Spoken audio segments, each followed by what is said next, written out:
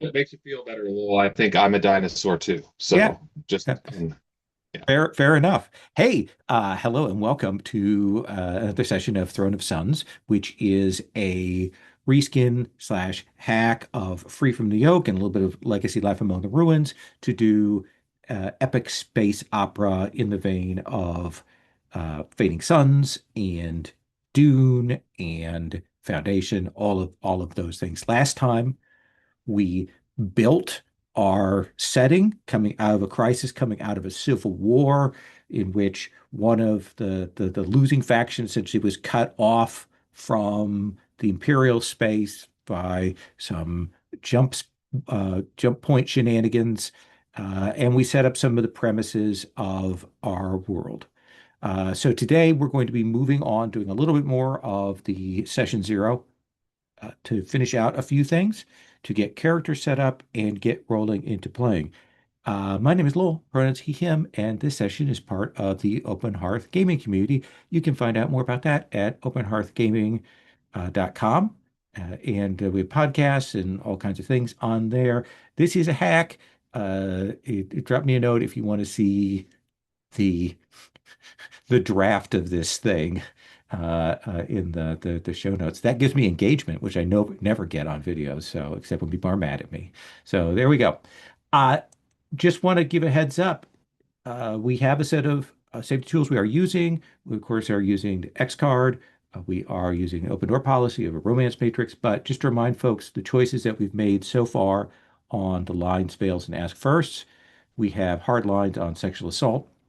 We have veils on harmed children, sexual content, torture by the PCs, and we have an ask first if we're going to head into anything that involves mind control. We had some check-ins on those things last time. So I want to today go through, just briefly go over what the minor factions are, because I generated those last time. I want us to choose the emperor, and there's a set of steps that we do once we've kind of chosen them to kind of define their role in the crisis. Then I'm going to have you make your characters for your factions, and then we're going to look at the Imperial Project and figure out what that is and get to playing. So on the Imperium tab, I generated uh, a set of factions. I'm going to talk about my vision of them, and then I'm going to go around, and each of you are going to say one faction that you have influence on, that you'll record on your sheet, and then one faction that has influence on you, that has some pull on your faction, that you owe some obligations to. So first, and this is in column AJ or so on the Imperium tab, we have the Inaga.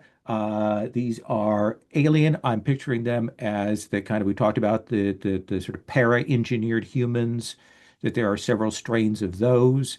I imagine that they are something of a variant or maybe even oppositional to House Talal in some ways because they are kind of focused on exploring in spaceships and things like that. They are a guild, they're an institutional group. Next, we have the Order of Sevdera. These are nobles, these are Cyanites.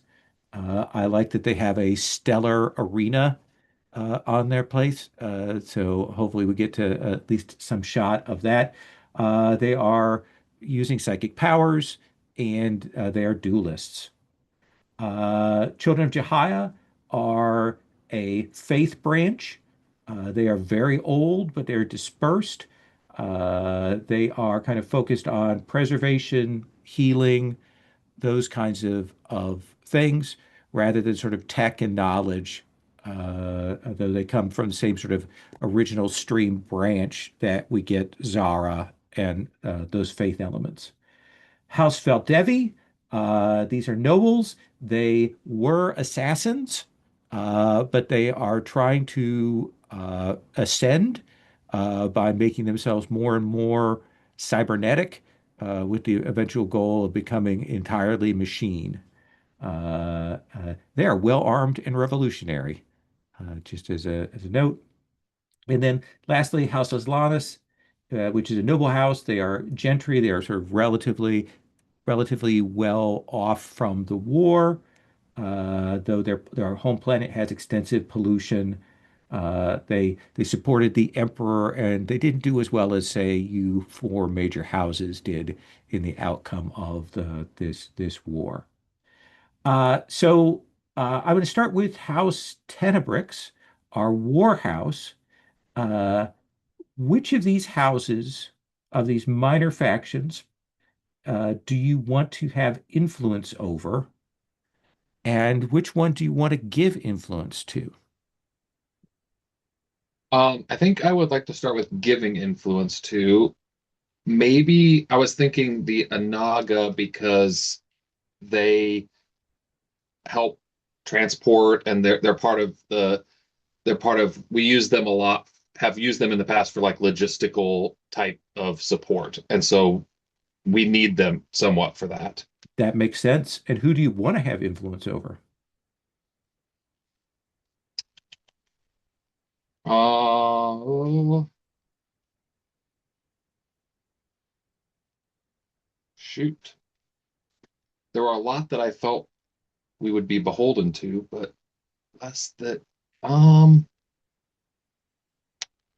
Ones um that owe you a favor, essentially, is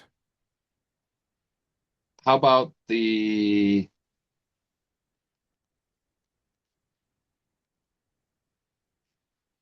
bottom one, a house as okay. long. House I Eslanus. have no reason why. I've just decided we can Okay. figure that out. Yep. So go ahead and note that on your sheet, on your tab. So we have that recorded there. House Talal. Uh, which of these, Hello. which of these do you wish to give influence to, and which of these do you wish to have influence over? I think the Order of Sevdara has influence on us. I think they Okay. supported the new house in the Imperial Court, and uh, that will not be forgotten. Um, in terms of who we have influence on, I'm kind of tossed between House Aslanus and the Onaga. House Aslanus because their homeworld is right next to our homeworld, and they're another noble house. Hmm. I kind of like the symmetry of that. But I already have a noble house involved in the complex tangle of things, so I'm gonna go for the Onaga.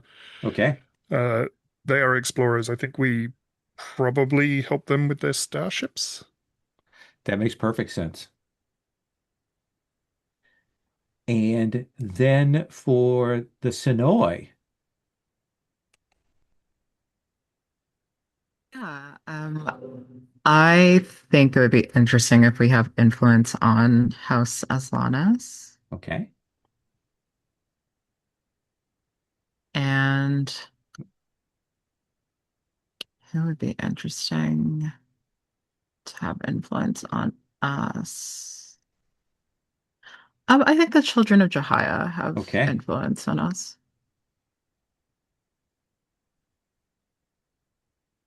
Excellent.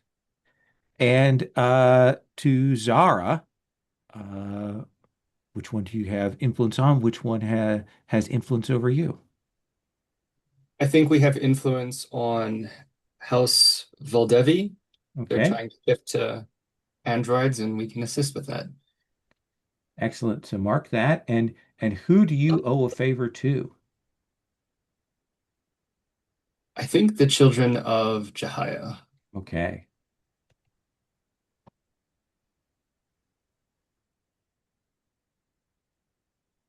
Excellent. So that kind of sets a little bit of the stage there. And I did put we had I used them to kind of do some bridging on some of the systems, so everything things should be reasonably attached. There are systems that don't have jump lines to them because there's moves for finding those jump lines, exploring, and those kinds of things. So those would get connected up eventually. Uh, so we need to talk about the Emperor. We have three possibilities for our emperor, and this I am bringing us over to the world building table. So I'm going to open up the emperor. Uh, Again, The three ones are when a civil war, when this crisis occurred, someone stepped up who was not in the imperial line. They rallied people behind them and they rose up. Or perhaps they were the head of the rival faction of the Civil War that overthrew the old emperor. But so we have a new line, a break in the dynastic lineage. That's the first one. Second one is the regent. There is a child, a scion of the emperor. They remain, but there is someone who is kind of guiding them along, a regency that is occurring now, but there is a continuation of the old imperial line. And then the last one is the lost child. The emperor had a child. Maybe it was illegitimate, maybe it was just secreted away, but it rose up during this time and led the forces to change things. So there is a continuation of the old imperial line, but they were not raised in the imperial house. So they have very different ways from that, and perhaps a chip on their shoulder about their legitimacy in that. So those are the three. Uh, anyone, this is one of those cases where I do throw it to the table. Anyone have a strong feeling about one of these that sounds more interesting or less interesting than one another?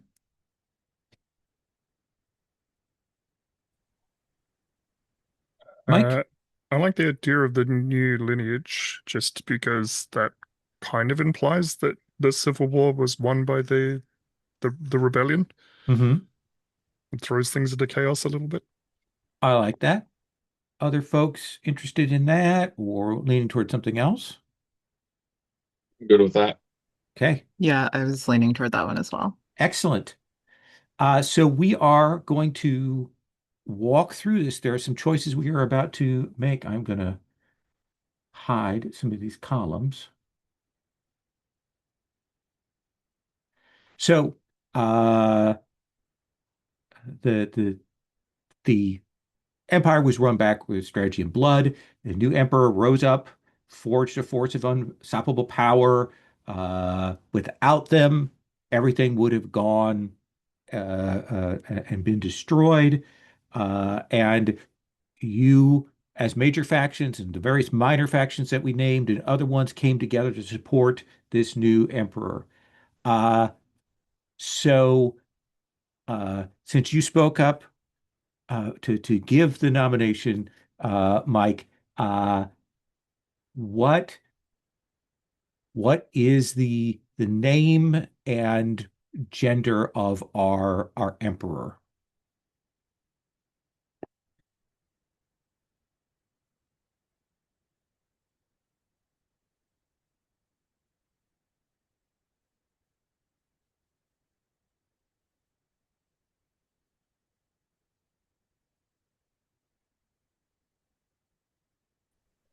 I don't know.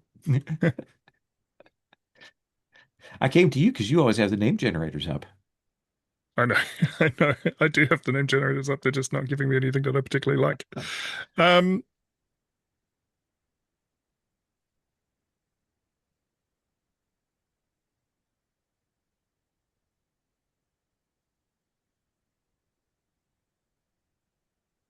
Try a different generator.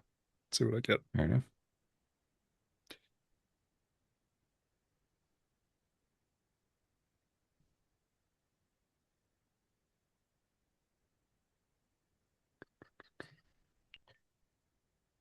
No pressure, just everything thematically rides on this.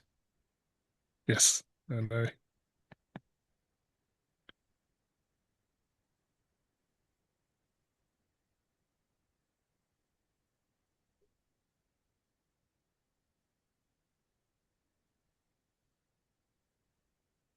Okay, so we have Emprix Salutius. Empertrix Salutius.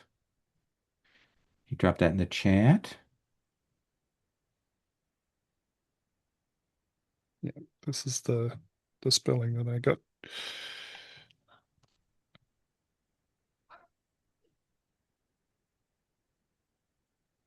Okay.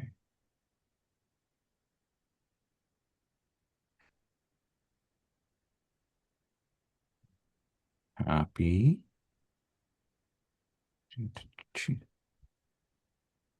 Uh, Pronouns for the emperix?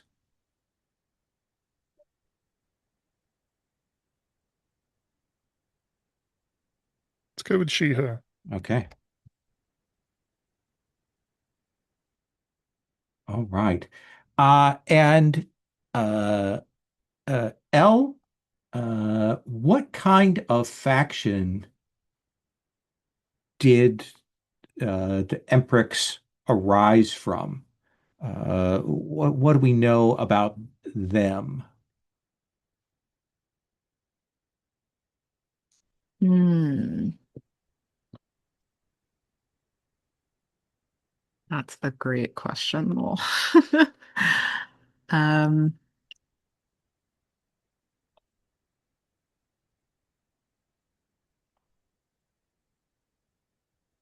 well, it's after a civil war, so they probably have a goal of kind of reuniting the galaxy. Um, and how best to do that then by through uh raw capitalism.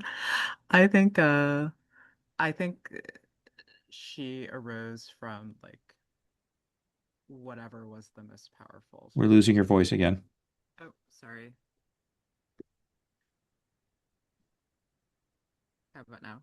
Still a little quiet. And no? Still quiet. Oh no. There we go. Okay. Okay. Um, It's set off by panic.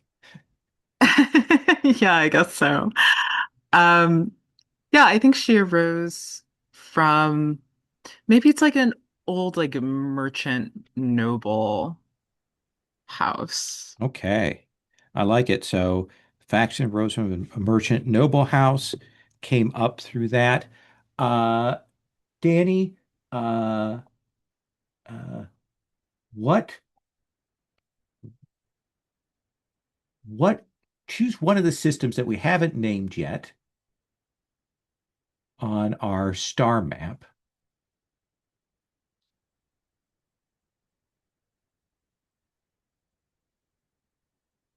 And this is their home planet or where This they're is, yeah, ruling this is from? going to be where their family originally came from. And or some other reason. I'll ask you in a second what that might be. Let's go with system N37 because that looks pretty dramatic. Okay. In 37. So they come from all the way over there. And what is their connection to that place? Is that where their family came from? What's the deal with that place?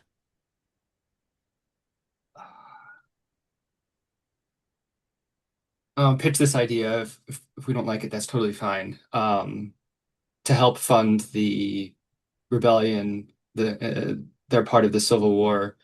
Required lots and lots and lots of resources, and that's why that planet looks that way. Okay.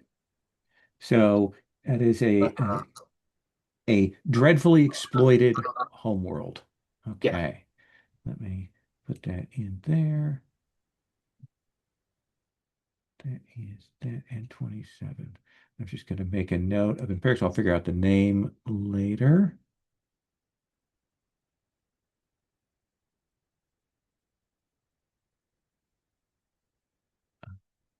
Oops.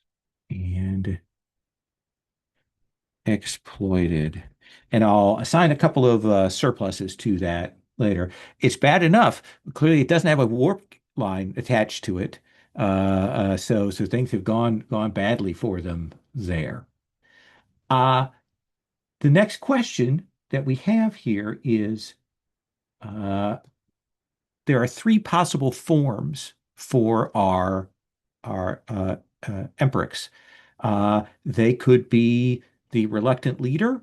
They've taken the throne, but they kind of didn't want to do it. They've proceeded with caution, or they during the war drew together great bands of free soldiers and troops and things like that. And those people who were kind of outside the lines of the old order have been given new positions now. Uh, or we have an emperix that the war really took a toll on them. They they are it was a bloody conflict, and the emperix, by whatever means necessary, is not going to let that happen again. The Dark Keeper. So, Joe, which of those appeals to you? I like the idea of the master of the masterless. Okay. I feel like it might jive a little bit with where we've been going with this. So Okay. So they have people that they managed to gather together. They had money, had wealth, the commercial ability to do that. So they were able to. I'm gonna word wrap that and that and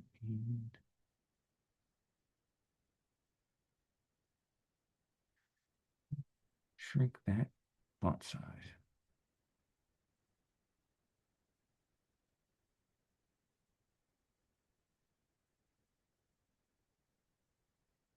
Next thing is we're going to work through some flashpoints. These are developing something of the story of what occurred here. And there's a foundation, collateral, carnage, victory. There's a set of these. I'll read out what it is, and people can volunteer to answer that question. We'll go around. Once everybody has answered one of these, they can go have a second go. So the first one is Foundation. You were the first faction who recognized the new emperor and that their forces could offer hope. Who do you think wants their faction to have been the first?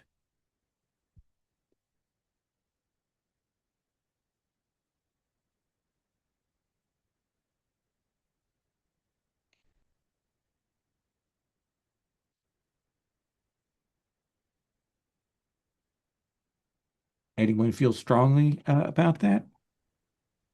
I do, but in the negative. One of the Okay. options that I picked during faction creation was that we served until the threat became openly known. So Okay. Anyone based on the background kind of feel like you would have been among the first?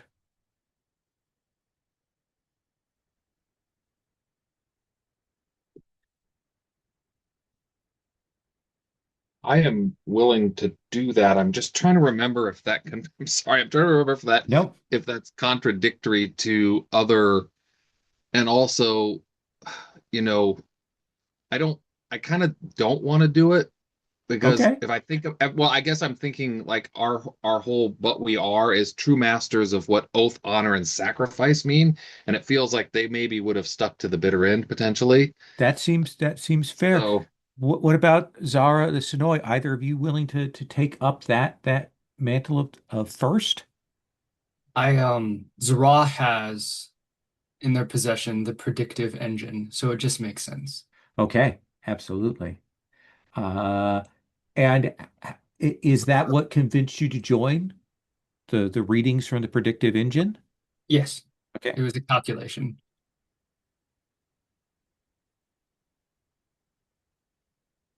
Okay. And I'll put that on the foundation there for Zara. And on my side of that question, uh, was the new emperor faithful to their promises?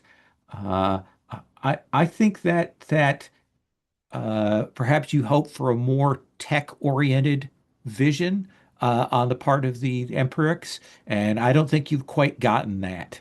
I think that they have more taken a middle road on that. Uh, Next question is collateral. You were the first faction to suffer at the hands of heroes. corrupted by the crisis, meaning essentially the other forces in the Civil War. Uh,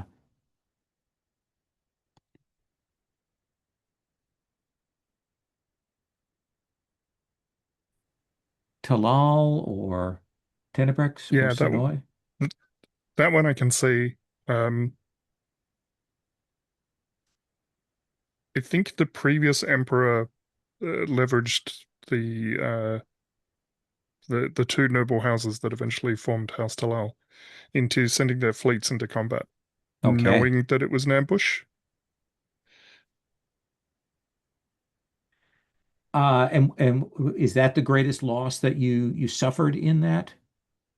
Yes, it's what resulted in the two houses no longer being viable. It was an attempt to destroy two houses and potentially use that tragedy. Uh, and because the new emperix was able to provide evidence of that. Well, yeah, They provided evidence of that. yes. Uh, and I answer on that one. How did the new emperor exploit the strategy? I think it is providing that evidence, making a public case for it, conveniently having that there to show that this had occurred. I think that makes sense. Uh, Carnage, you moved to counter enemy forces but found no glory, only bloodshed and death. Uh, who decided you would commit your forces here, you or the new emperor? Who wants that question? I I think I might want that Okay. if because I'm assuming if we're a house of at least that we weren't booted to minor house, we eventually came around with the new emperor, probably. Yep. So I think the new emperor decided how we would commit our forces. Okay.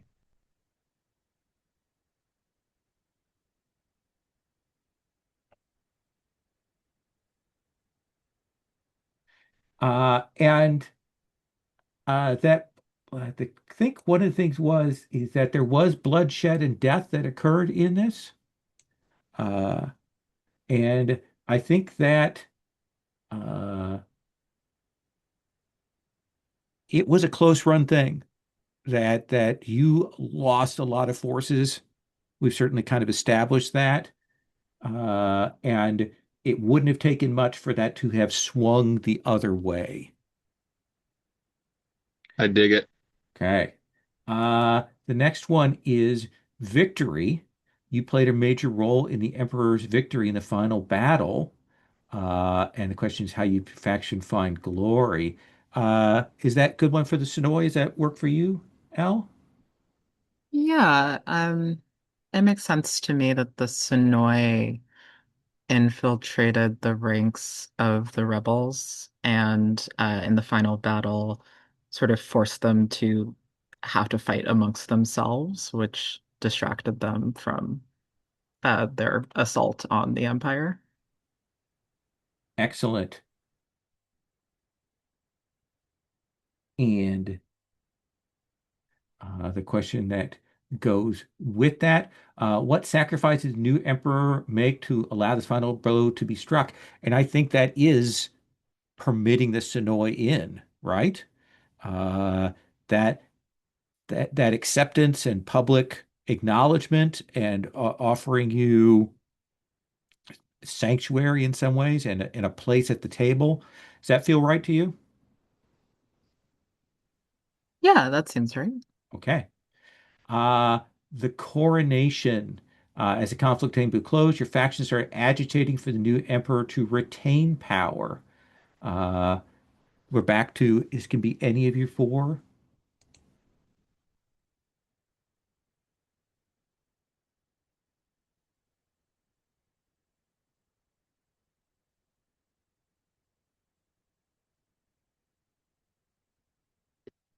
If no one feels strongly, I could kind of see a situation where once Tenebrix made the choice, they would want they'd want the emperor, right? Like Right. their history of having tradition and that sort of stuff might drive them to you know fight for that. Like they don't want the anarchy that would come, so they might back the new emperor to retain power in the spirit of like I'm missing the word, but like tradition, and Yeah. there has to be one, right? Yeah, well, we talked about the fact that roles and rituals and the way that those things operate are very important, would have been very important. So once you saw the writing on the wall, turning to those to buttress your family would have made sense. Uh, I think that if I look here at the Imperium, uh, that in some ways puts you at odds with House Valdevi, the assassins. I think that there were tensions about that. They sought power, and you managed to step into the void before they could. I love it. Uh, Last one of these setup questions, and then we're going to ask some things about customs and things. As the empire settled into peacetime, a threat within your sectors led you to seek the new emperor's help. The question is, what did you need help fighting off? So does someone have another threat or crisis that they've asked the emperor for help with? Uh, uh, it may have already been settled by this, but one of you went to the emperor for a prix for assistance.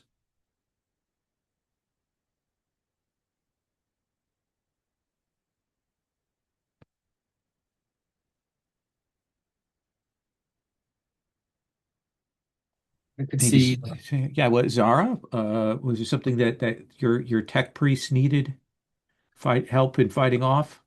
yeah, I could see that the anti-tech cultists rose up, taking advantage of this like lull in activity, and we needed support to go through our systems and extract the threat.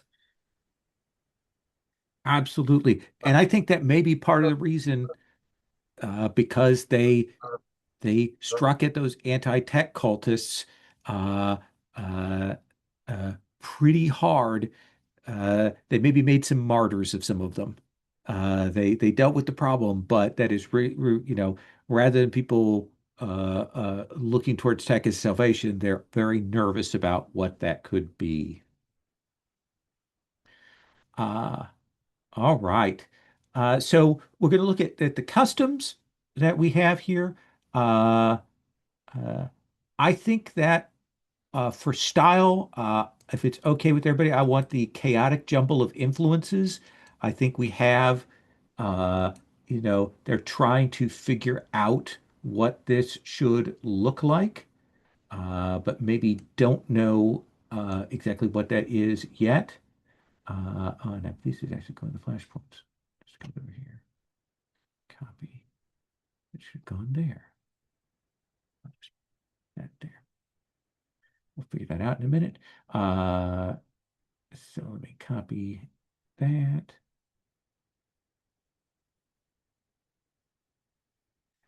And then ceremonies. Let's look there. Uh,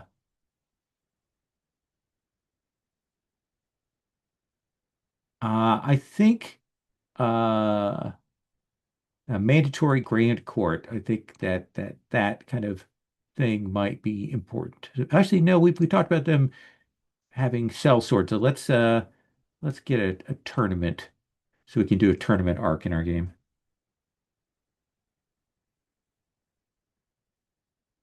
And then laws. Uh, well, if it's okay, I'm going to go with the any request from the Imperial Inquisitors has to be obeyed without question. That is a classic.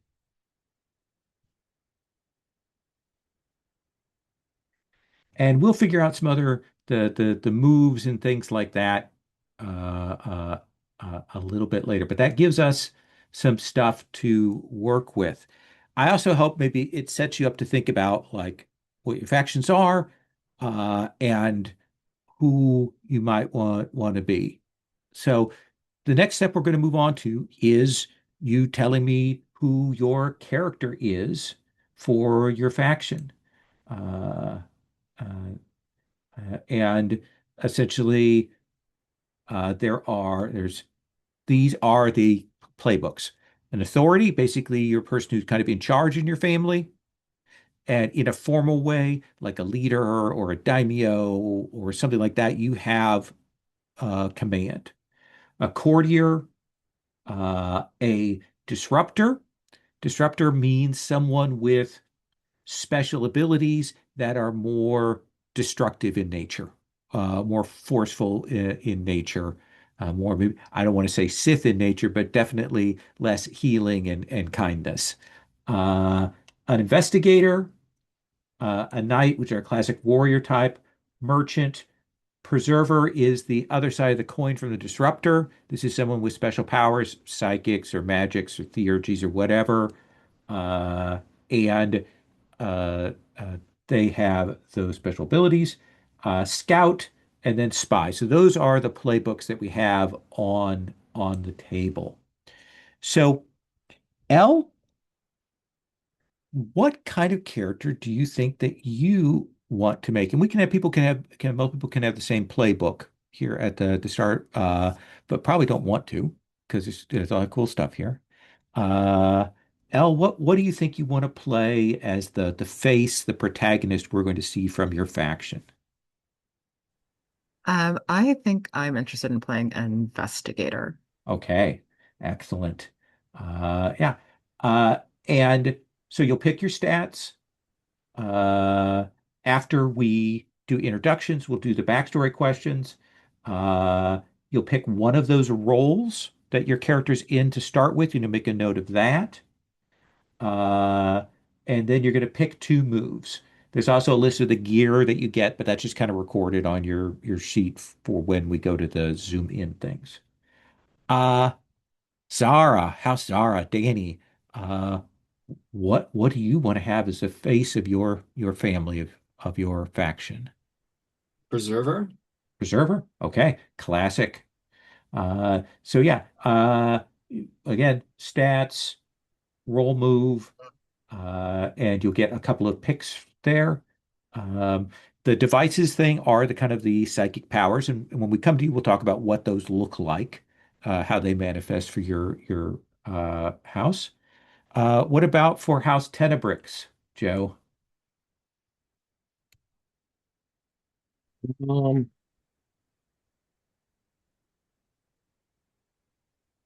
uh, I'm torn between authority and knight.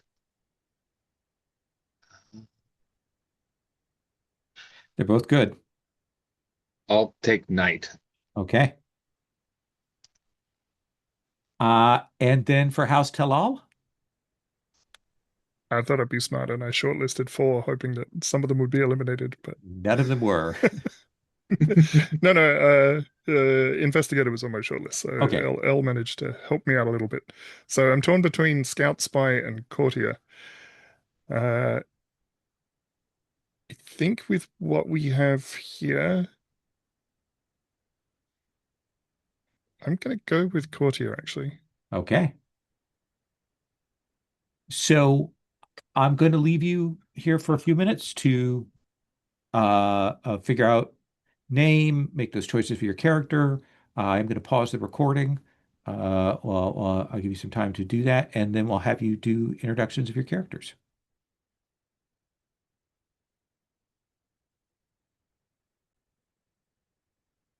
To House Zara, uh, who is your protagonist? Tell us about the picks you've made, who they are, who you imagine them to be. Sure. Um, Nazan is their name. They use any pronoun. Okay. They are preserver. They are an exile. Um,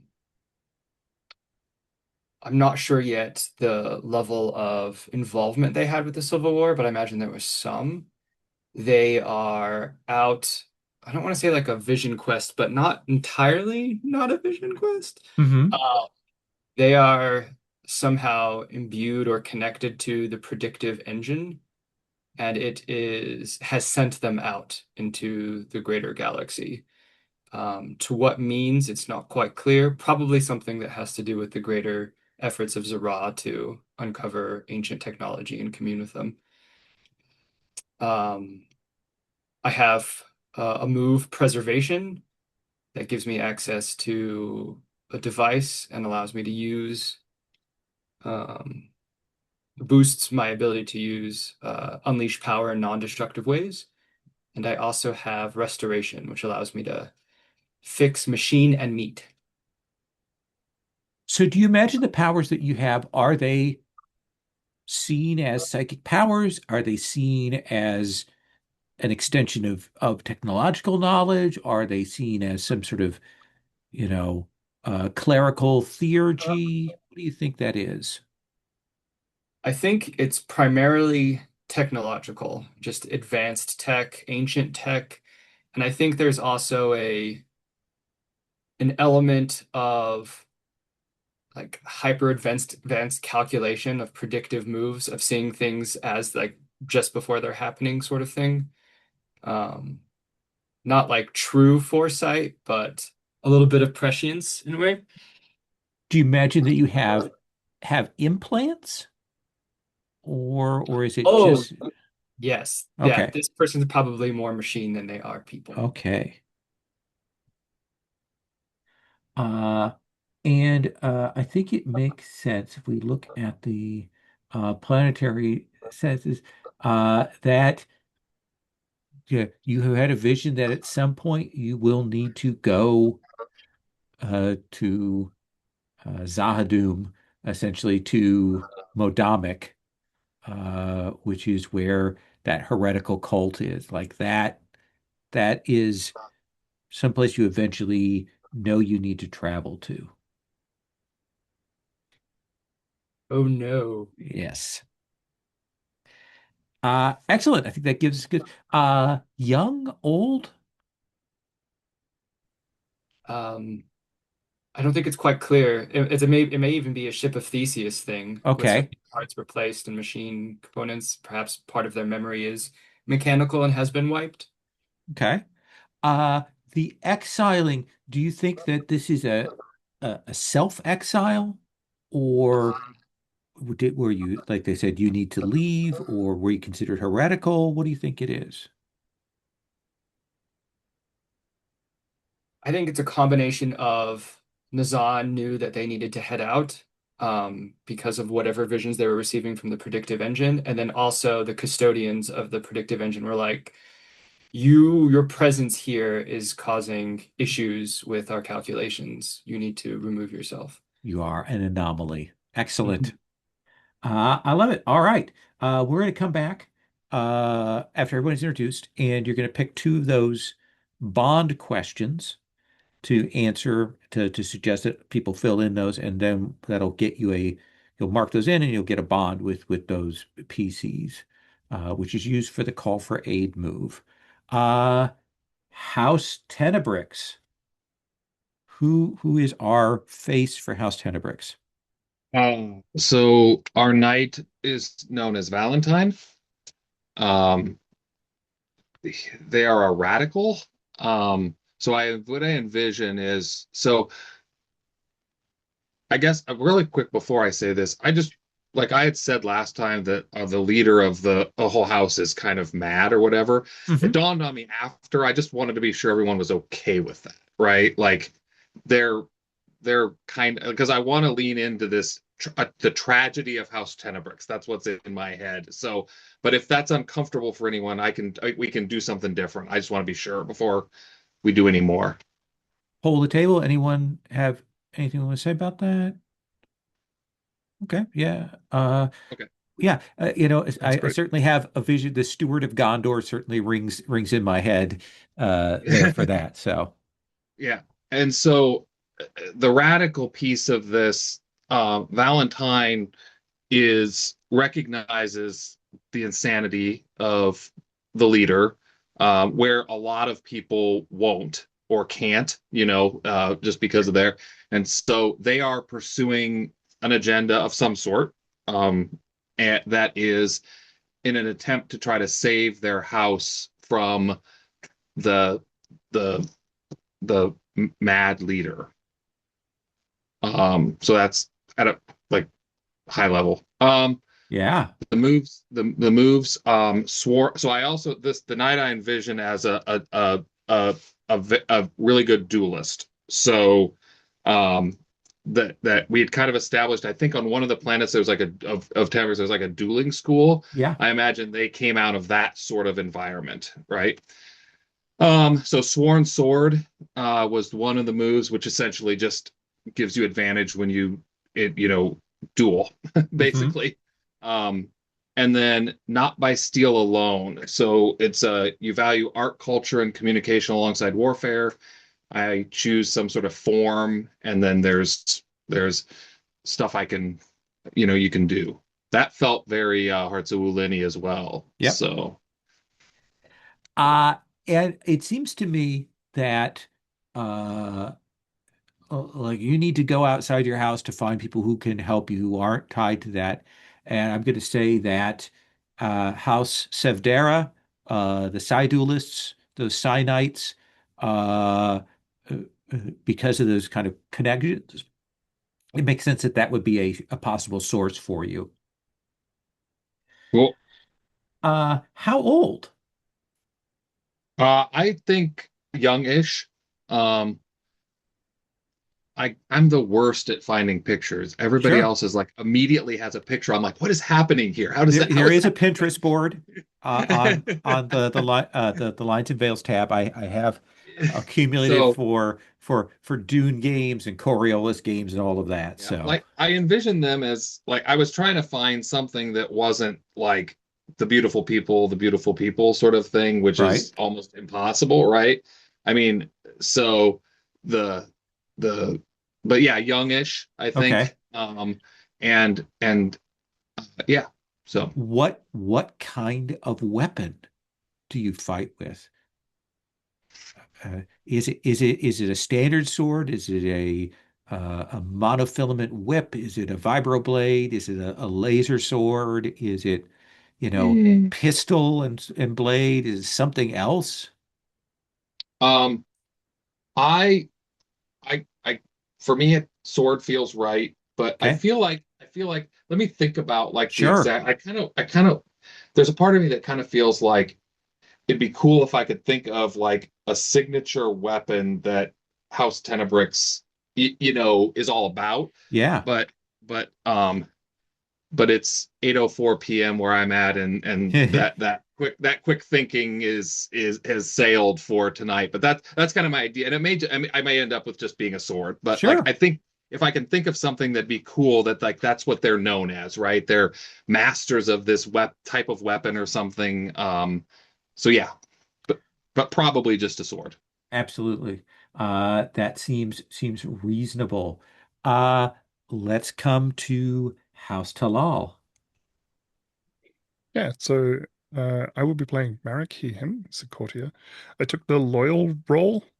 Uh, he is very loyal to his new house, or at least some part of it, given that it's quite fractured internally. Um, the two moves that I took were Gift of My Advice, so I can more easily gain access to people and potentially set up private meetings, and then More Than Words, so I have the potential of quickly understanding somebody's web of connections and maybe some secrets that they're trying to hold.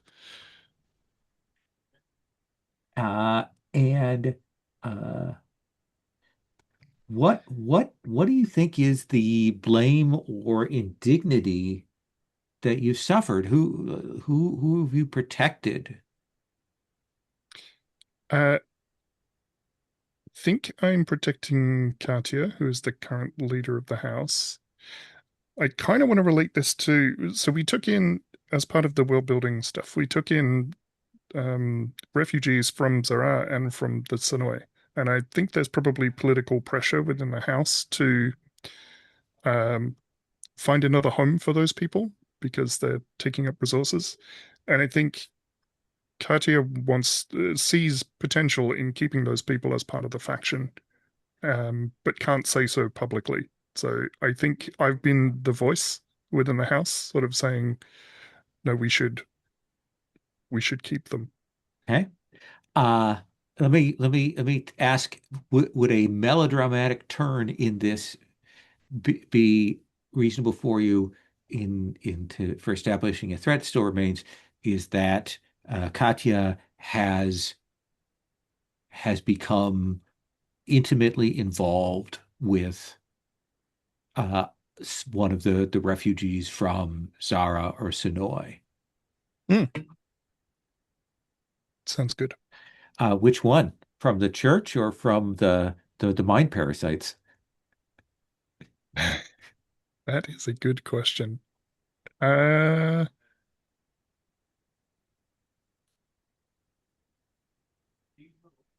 gonna go with the church for Okay. now. All right. We'll figure out who that is and why that will be a problem. But yeah, that the revelation of that, given what has gone on, could cause significant problems for them.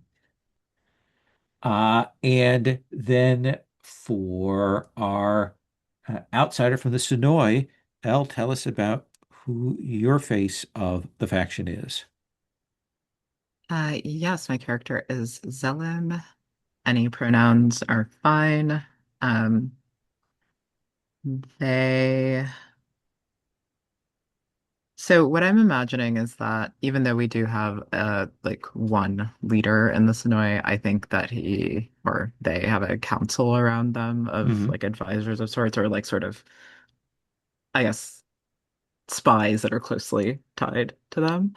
And Zelim is one member of that council. Um, I chose the loyal role, which says that. Um, I mark it when I pursue justice against a friend, mentor, or sibling, say who and what they have done. I forgot to come up with a name for this person, but I think it is um, the person I talked about last time who was not happy with the decision to reveal the existence of the Sonoy and is sort of working behind the scenes to maybe depose or even assassinate our leader. I'm not sure exactly what's going on. Um, but Tanero has commanded me to find out where they are and to bring them in to uh, answer for their for what they've done. Absolutely. Um, I think yeah. that you know that uh, for some reason they have managed to make some common accord with some members of the Sevdera, of those Synites, Mm. and you fear that that faction may be harboring, providing assistance and patronage to them. Uh, what did you take for moves? For moves, I took ear to the ground. When you go into a community looking for information on a target, name your NPC informant and roll plus cunning. Uh, and I can learn various things like where to find their lair or what they're planning, etc. Take advantage forward on acting on those answers. I also have duty when you rely on humility and deference before a superior roll with cunning. And I gain hold to spend on things like noticing something they were keeping hidden or figuring out their secret desires. Let me ask you this, since we haven't necessarily established this about the Sonoy. Hmm. Uh, were you born a Sonoy, or were you originally another person and then became attached to the Sonoy being? I think that I am born a Sonoy. I don't know exactly what their like core physical form is, but I think they do have one. Hmm. Um, but I'm sort of imagining that like every time we zoom in, Zellum might look completely different. Like they might be wearing a different husk is how they would put it, but like they will Okay. be melded with a different person, right? Oh, I like Um, that. That's great. so yeah, they'll have a very mutable appearance. Excellent. Uh, we're going to go around and we're going to do those bond questions now. Uh, so what bonds are the currency that you use to do the assist moves with people. Uh, they get spent when you do zoom ins, and your bonds go back up to their starting rating whenever we hit the end of a cycle. So that's why there are two spaces besides the bonds. There's a permanent number and the current number for those two there, and you're going to get a bond with two different people. Uh, so Nazan, which of the bond questions do you want to put out there first? And do you have a suggestion about who you think it might be appropriate to be for? Okay. I like the idea of the first one. So I'll put this out there. Blank hurt people I love and they don't even know about it. Anyone interested in that one?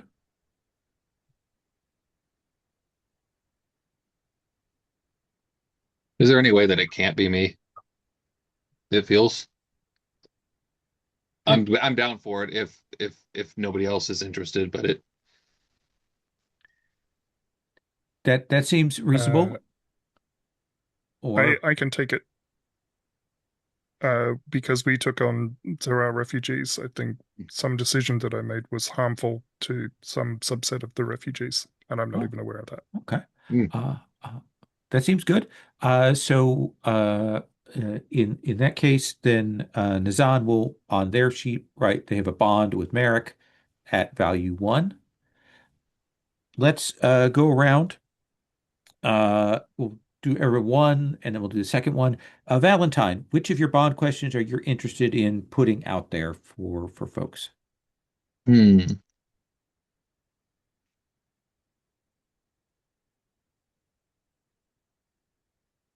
How about hmm.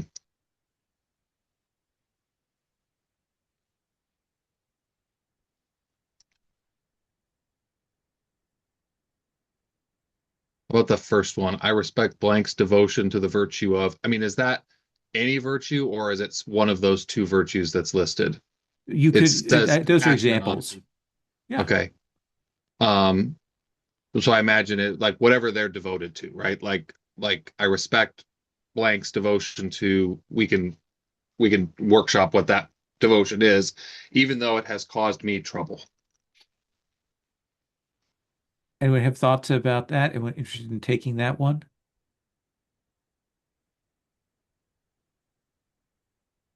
Certainly, it does seem like of the group, Nazan is probably the most likely to be devoted to a particular thing. Does that seem reasonable? Preservation?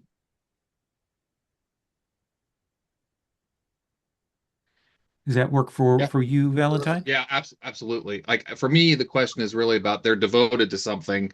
I respect how devoted they are to it. What it is they're devoted to, I don't think matters as much. So yeah, I like it. So at some point in the past, their devotion kind of to technological preservation and so on interfered with some duty that you were trying to carry out. Yeah. Okay. And we can kind of play to find out exactly what that looks like.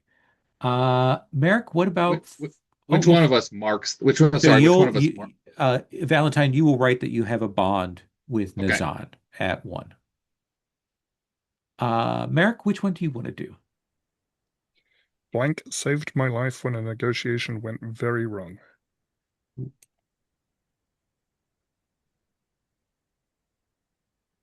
Do you have a suggestion for who I that could see might be that good working for. for? I could see that working for anyone.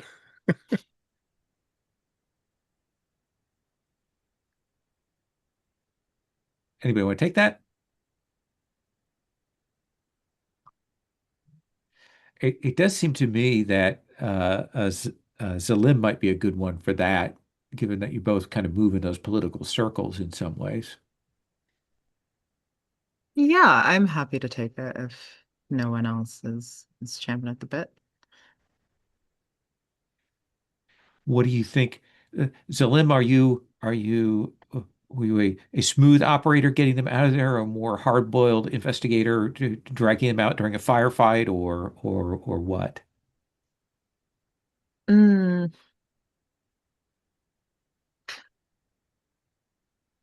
I think Zalim was able to deploy some kind of secret knowledge that they had, whether it was like as simple as an escape route or whether they sort of stepped in and was like, well, if you don't want this thing that we are well aware of to get out, then maybe you'll be a little bit more accommodating to Merrick here.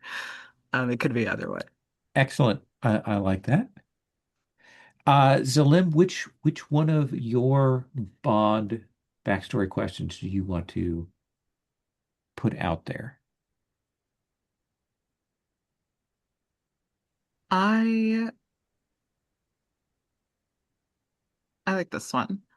I know someday that blank and I will be at odds, and I either dread or anticipate that. Ooh. Do you have a sense of who you'd want to throw that to? I have an idea that it might be Valentine. I Um, like it. I wonder if Zalim is the Sonoy that saved your leader's life, and in doing so, uh, Oh, drove him a yeah. little mad. Ooh, I like that. That maybe at some point they would blame you for the Yeah. fall of their house in some way because of all that.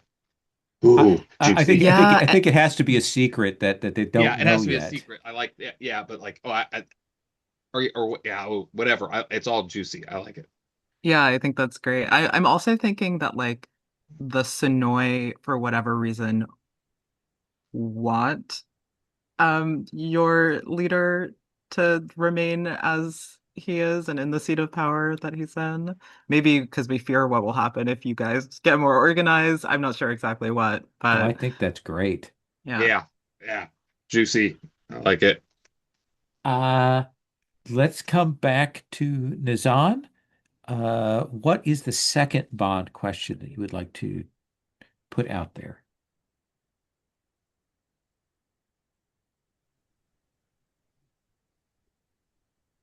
Hmm. Um, I think someone went out of their way to show me kindness. Perhaps this was during the Civil War, or it was when I was freshly exiled and needing to find a way to get about, Do you have like an find idea my who? footing. Um, I don't, not necessarily. If nobody bites at that one, I might have an idea for a different one.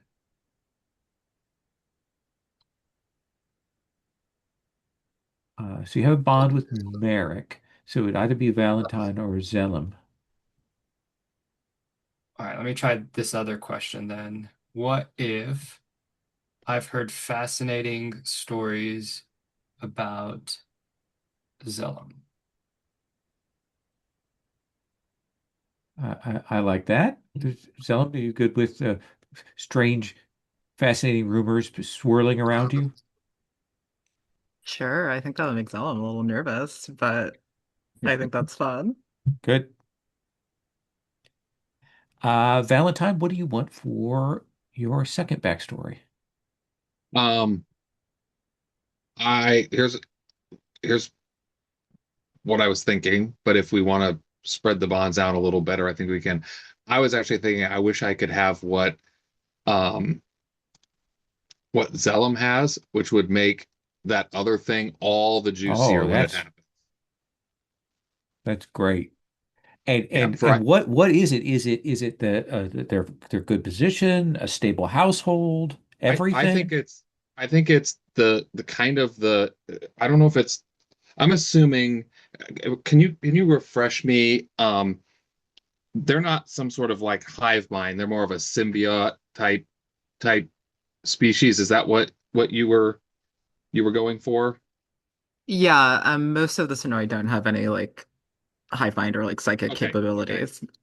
But I think it's basically just the the stability of the house, and I imagine, and I'm not trying to put words in anyone's mouth. I would imagine that the being the outsider or whatever, they're tight, right?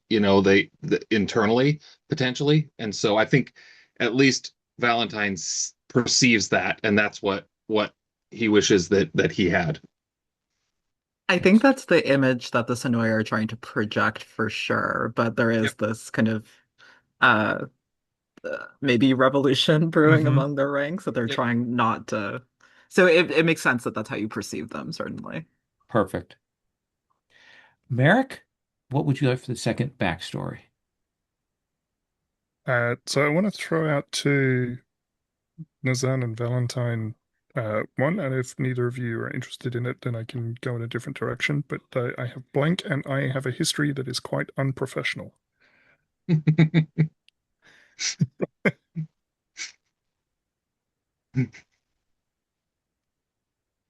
I'm okay with it, but yeah, but I don't want to monopolize. So I'm okay with it too, but I also have a connection with Merrick, so maybe it's more interesting if Valentine does.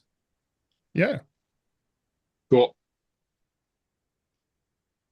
I look forward to exploring what that means. Absolutely. And Zalim, what would you like for your second backstory?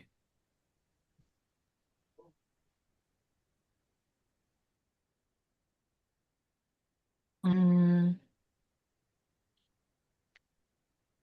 I suspect blank is stealing from their faction.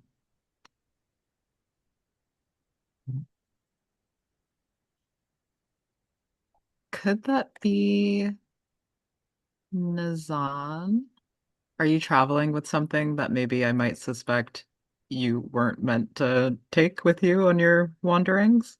I am traveling with all sorts of technology. Okay, that seems perfect. Amazing. All right, so that gives us those bonds. It establishes those connections. All know one another.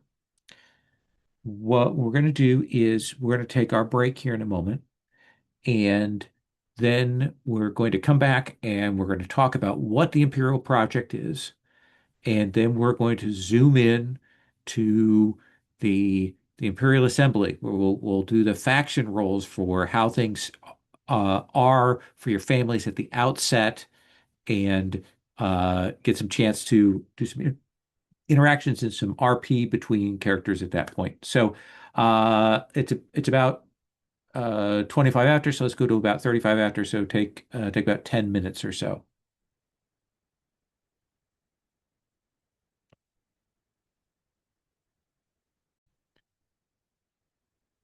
So uh, I want to move on to figuring out what the Imperial Project is.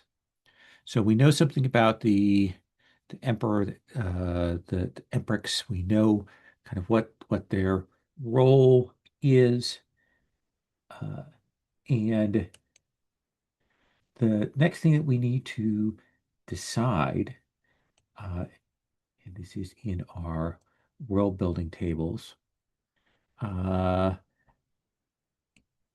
is I'm going to open this up. What project they are asking. I've opened this up and a big bunch of text just appeared for everybody. Uh, so basically, the Imperial Project is what they have asked the various noble factions, the various factions of all kinds to contribute to. And mechanically, the most obvious way that this happens is delivering surpluses that a project needs. And those get ticked along, and eventually the project is finished or fails, depending on the progress versus the doom track on that. And that is the point at which we kind of resolve what's happened there, and that allows for advancements for the factions there. But we do make some choices about what what is going on with those projects. So the projects are uh, monumental architecture, and I've got a list sort of at the bottom of that first column of the kinds of things, or actually I have it up at the top, like what might are they terraforming a new world? Are they creating communications hub? Are they creating a great library, creating a Dyson sphere? Like there is a vast project that the Emperor is aiming us towards. Or kind of a related note, rebuilding the Imperial homeworld.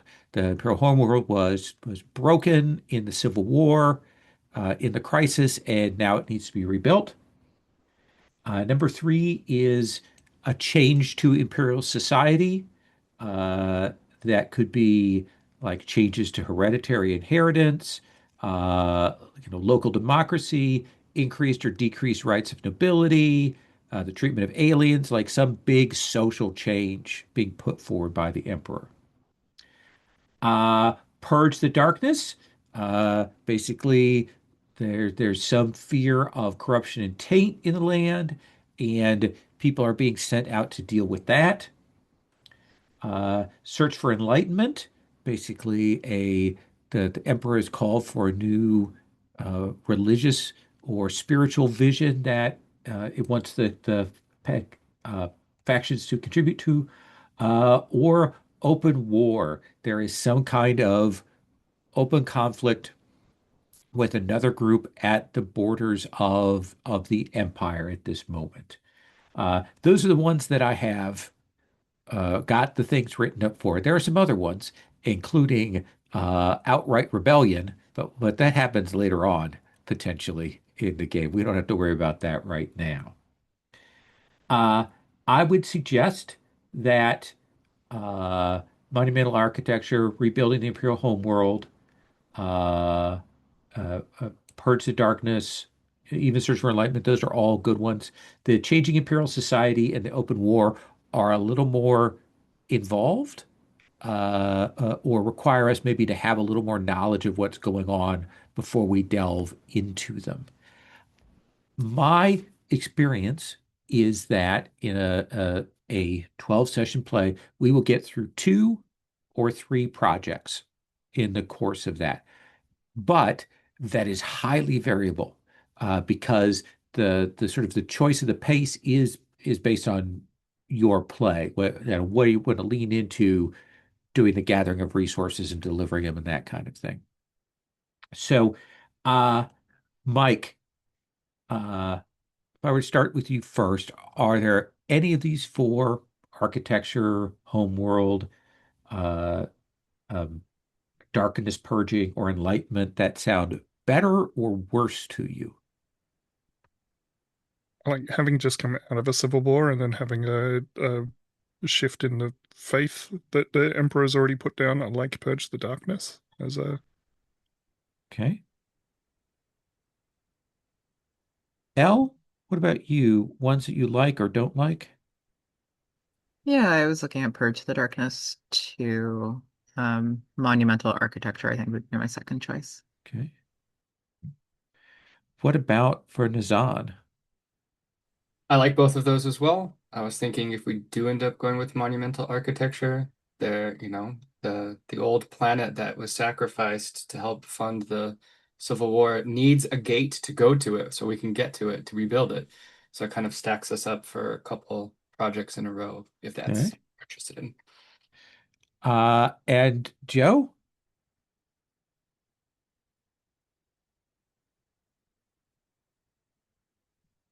You are muted. you are muted. It's only been 6 years, and I'm still talking unmuted. Um, the I was thinking when I saw monumental architecture, well, one of the things that popped into my head was is instead of rebuilding the Imperial homeworld, maybe the new wants to create a new Imperial homeworld. So that was like so that was my thought. But I have no like I can get down with any of these. But that was my thought. Purge of Darkness looks good too. I could yeah, whatever. All right. Uh, let's go with Purge the Darkness. Uh, and if I'm splitting the difference here. We've got kind of a tie vote, so I'm gonna lean into that. Uh,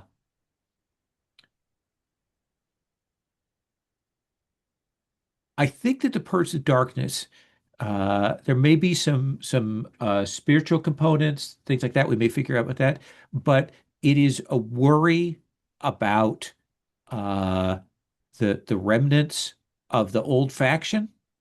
It's a worry about infiltrators from the cut off faction coming in. Does that seem like a reasonable way to frame that darkness there? Uh, so L, uh, we're going to have four questions here, the foundation questions.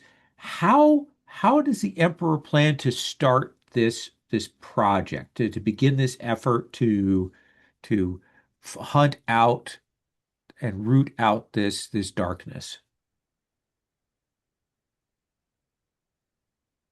Hmm.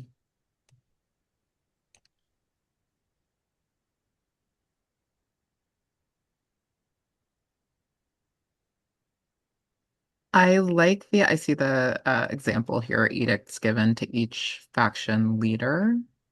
I sort of like the idea that they've demanded that each faction sort of clean its own house, Okay, since we already have some drama around leadership and whatnot. I like that.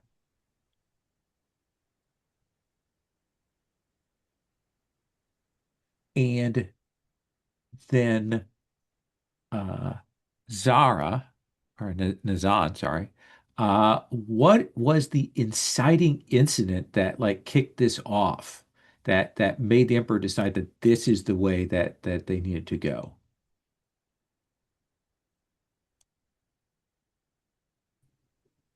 Let's see here.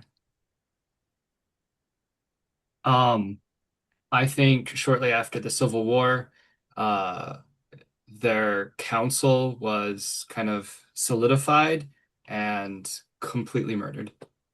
Ooh, so we've had they gathered a group of people around them, and they've been murdered. And those murders have certainly kicked this off.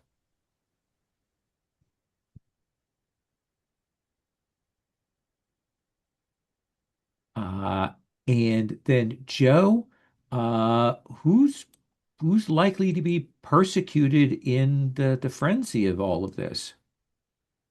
Is it okay to say all of the above? Because it is a Okay, frenzy. all right.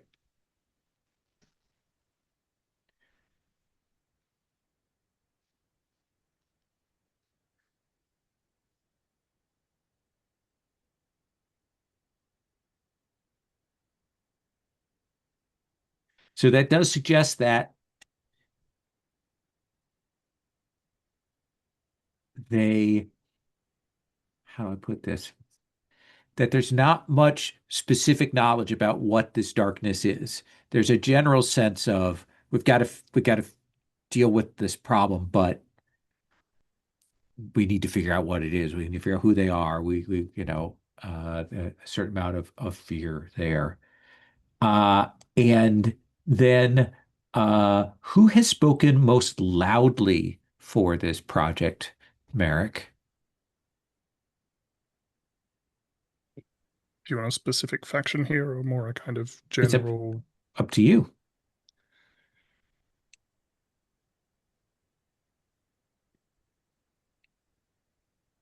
Hmm.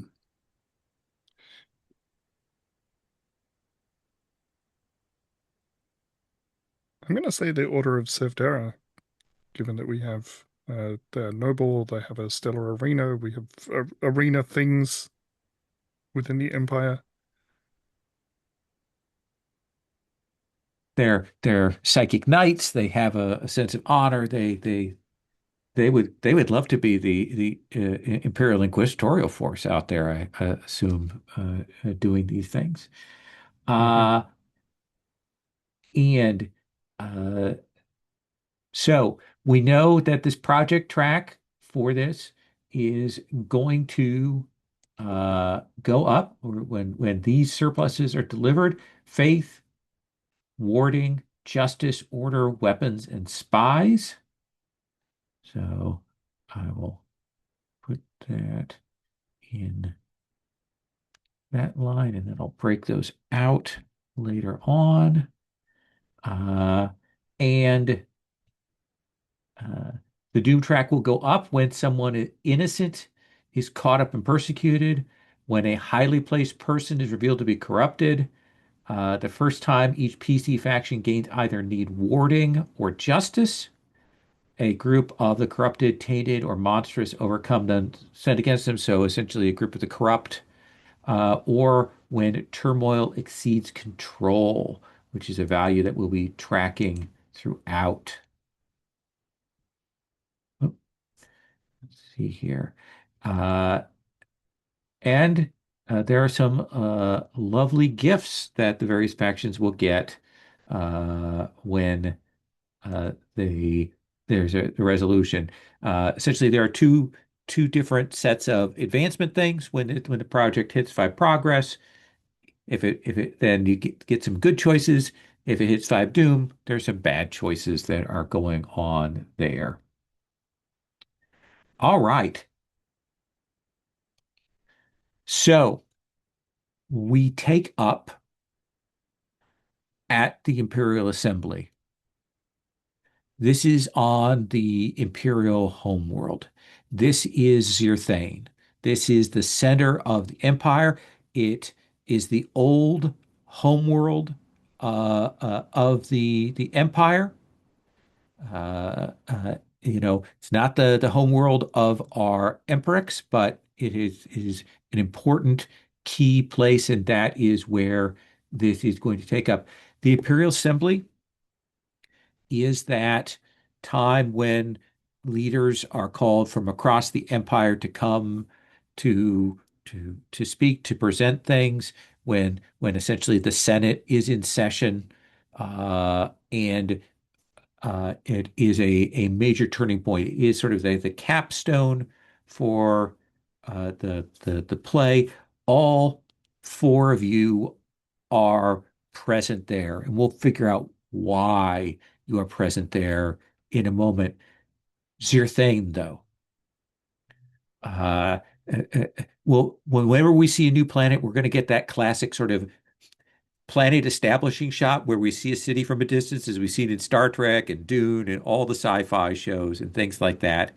So on screen, Merrick, tell me something that we're going to see that tells us about Zirthane. And I'm going to go around and ask everybody to add another detail as we get a picture of our Imperial homeworld.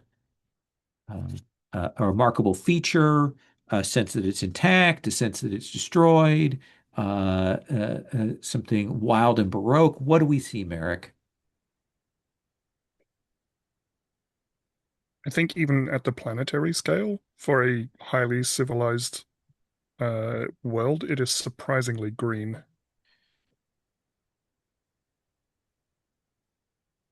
So we get that far shot of the planet from orbit. We see a lot more greenery than we would have expected.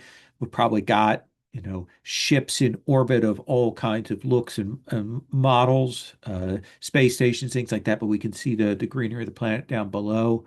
Uh, if we go closer, Zalim, what is another feature of Zirthane?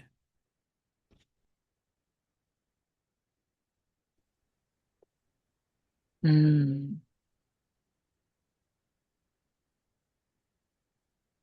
I think the camera sort of zooms past what must be a fallen ancient city that has gone untouched for many, many years.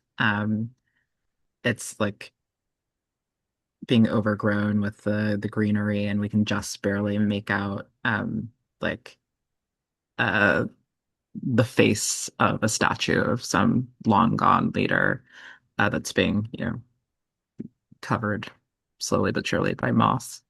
Excellent. So we know that it's old enough that there have been cities that have grown up and fallen and been abandoned, lost before this. Uh, uh, Nazan, what is another detail about Zirthane, about this Imperial homeworld? Continuing on the same sort of themes, um, we see a sector of like a population center that is quarantined and presumably unpopulated. From a distance, it looks like it's on fire, but as we get closer, it's the light reflecting off of red fronds growing from fungal masses that was like a biological weapon released on the planet during the Civil War. Excellent. Quarantined off, blocked off. They don't know yet how to deal with it, or they don't have the resources to deal with it yet, but they have managed to hem it in and contain it. And Valentine, what's one more detail that we are going to see here for the Imperial homeworld? Well, I was thinking playing on the green and then what you just said is the idea that um the great palaces of the empire are actually grown versus built. They're um uh, it's also a technology that's like it kind of goes into that whole like we don't really know much about how to do it anymore, and so you see these elaborate, broke or organically like palaces, but at the same time we also see places where they were utterly destroyed in the Civil War, which I would imagine would just be like gut-wrenchingly sad, right? Like knowing that these things evolved and grew and were like I almost imagine that they were like like bonsai almost, where they were like tailored over centuries, right? And some of them are just like gone, you know. I like that a lot. The gaps, the absence. I'd like to add that maybe we also see some places that because they have lost some of the tech, they they lost the shape and the symmetry and the beauty that they once had as they kind of gone a little more wild Mhm. in their growth. All right, so we're going to start actually out here with a faction move. And this is on the Favors and Ages tab. I've got a lot of tabs. But this is our holding court move that starts out each cycle and gives us a sense of where the families are, how they are what their standing is in that. And I believe that we have one family that's handling things a little bit differently, and that is our scheming family, where we use a slightly different uh, role for that. Uh, so your trust is at one, Zalim, correct? That is correct. Okay. Uh, so your family, the Sonoy, have heard this project, what is coming. It has been spoken of. The emperix has given a speech, has spoken to the assembly. Word has been spread about this. Uh, do the Sonoy agree with this, or are they against this? We are for this project. Okay. It's the sort of thing that we are good at, and we think it's an opportunity to cement our cooperation with the rest of the empire. Excellent. So uh, you will roll with +1 for your trust. You can roll your own dice. I also have the DD dice roller. I'm not, I don't know if you've used that yet or not. I have it open. I'm not sure I know how to I'm use actually it. going to take a moment here to show everybody how best to use this because there's a learning curve on it, but I love this roller. I hate to tell you so because you can get all these cool dice that you get into it. But I'm going to screen share here for a moment.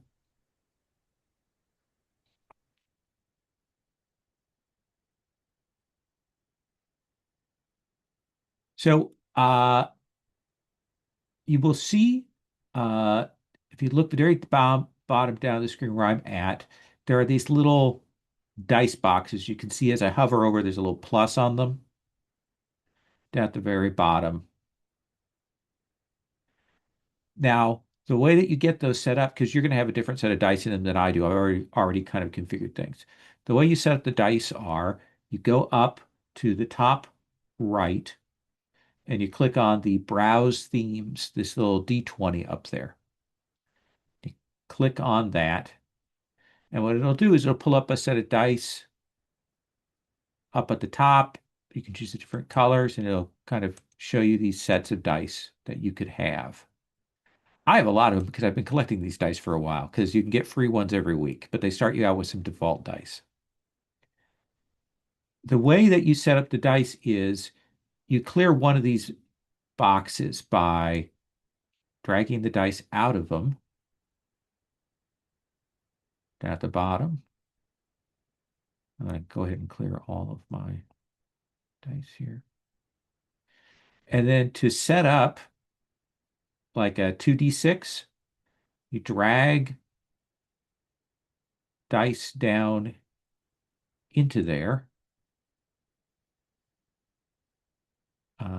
And if you want one that has 3d6, like you're rolling with advantage, you can set that up. So you kind of preset up your dice things here. And then once you've got that set up, if you click up on Browse Themes again and close that, now what you can do is you can hover over the box, like the box I have with the 2d6. I hit the plus, I hit roll, and it'll roll me 2d6. I hover it over the 3d6, hit add to roll, it would give us that. And the results are also written out on the right-hand side column. You are also welcome to roll your own physical dice. I will try it with these dice. Okay. That's an 8. That is an 8. So empertrix is pleased with the Sonoy, makes a show of acknowledging them, of asking them what they will provide, and you get to pick one of those results from those who stand watch. Okay.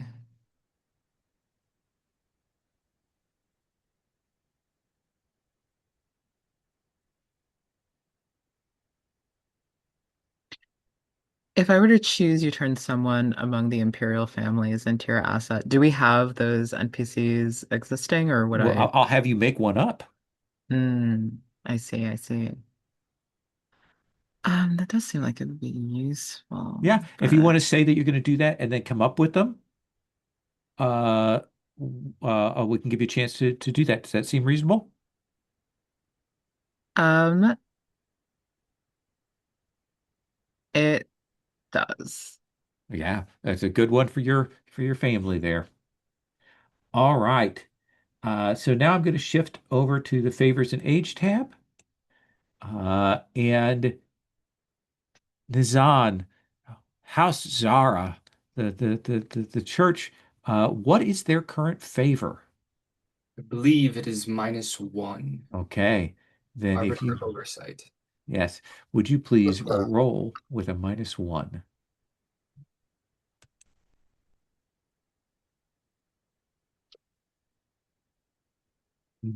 So that is a 5. So uh, you're going to lose an influence that you have on each other faction. Uh, how do you think that gets shown to Zara? Are you brought in for a brief meeting? Are you not put on the agenda? Like how are they shown a measure of disrespect? I think there's a moment with the proceedings that uh, major faiths are asked to like step forward as they're called, and Zara is not. There are not, and in fact, the space which might be put for them calling forward, the representatives of the church is instead given over to the children of Jehiah. They are given a more prominent position than you are. Uh, Valentine, for the Tenebrix, let's have you roll. KK. I am also -1. We waited too long to join the new thing. So let me see if I don't screw this up. This is just 2d6, right? Yep. -1. And roll it, baby. So Oh, that so is close. a 6. I'll be waiting in the antechamber Yes. with you. So What is the different kind of like gesture that shows that you're out of favor? That Zara gets just ignored. What's different about how your disfavor is shown? I think the Emperor monologues a bit about like a veiled monologue of those who served, those who were loyal, those who were like, but it's obvious that they're talking about the Tenebrex. Right. So Those so who it's were with us public from the embarrassment. start versus those who were latecomers. Right. Okay. Right. So you're going to lose an influence on each other faction. Okay. Uh, House Talal. What is Yeah, your our favor is favor? also -1, and we also did not join in until it was clear what was happening.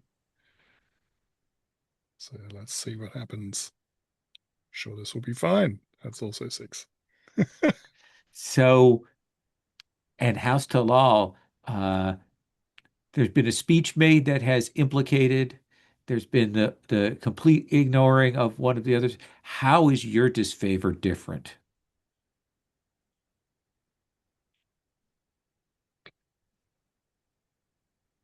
I think there's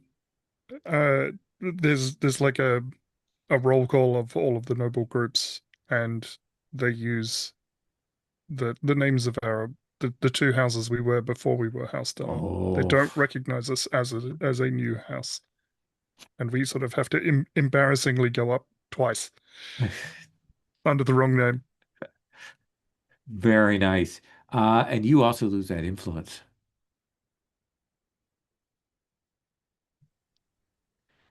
I think I had one with basically everybody, so that is just gone then. Yes, Okay. And Lowell, does that includes the minor house that we had influence on as well? yes, it does. Yeah. I figured as much. Yep. Uh, so uh, uh, the pronouncement is made. Many of the minor factions step up into the limelight, acknowledging that they will be serving. I think the only two that perhaps are not as public in their uh, uh, admiration for this are perhaps Valdevi and the Anaga. Uh, they go along. They are called to serve, and they will serve, but they are perhaps a little more hesitant on that than the others. So, Merrick, why are you here on Zerthane?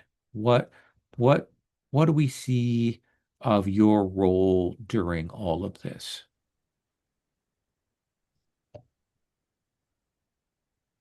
Think publicly I am looking for somebody to take these refugees that we took on, but it's a front. What I'm really looking for is skilled labor, specifically engineers. Okay. And so, but you are part of your delegation. You are there kind of very Yes.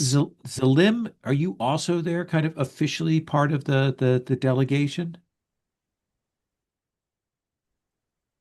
Yes, I think the delegation from the Sonoy is comprised of our leader, Tanero, and his council.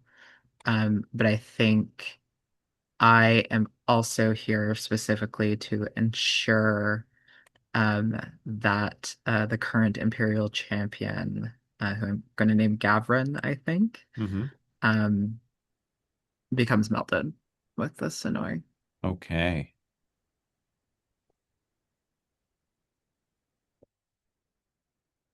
I love it. And on the other hand, Nizan, you are not here as part of the official Zara delegation.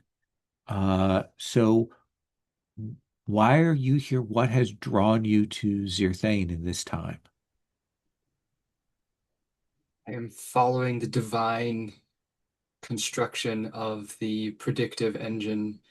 This seems to be a place that I am meant to be to learn more about the potential rise of the anti-tech cultists if they're showing up here in the Imperium, to get a sense of how I might go about approaching them. Okay. And on the other hand, Valentine,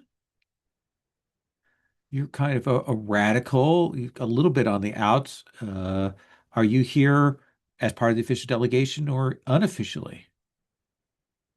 Um, I think they are here officially in the capacity of that he has, as we all do, our own agendas, and I think he got himself, or they got themselves onto like the protection, like kind of the escort type, Right. like, and so he's there, um, but not in like the official like march in front of the emperor, sort of situation. Right.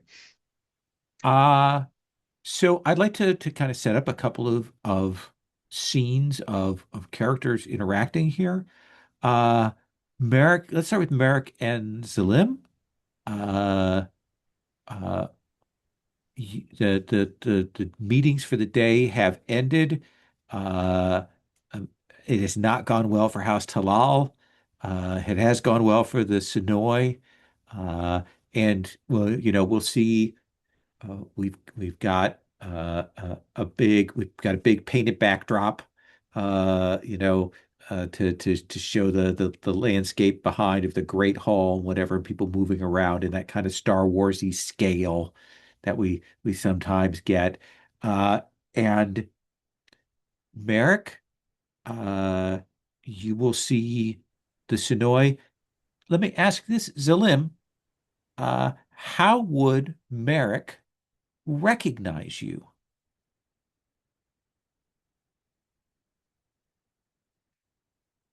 Mm. I think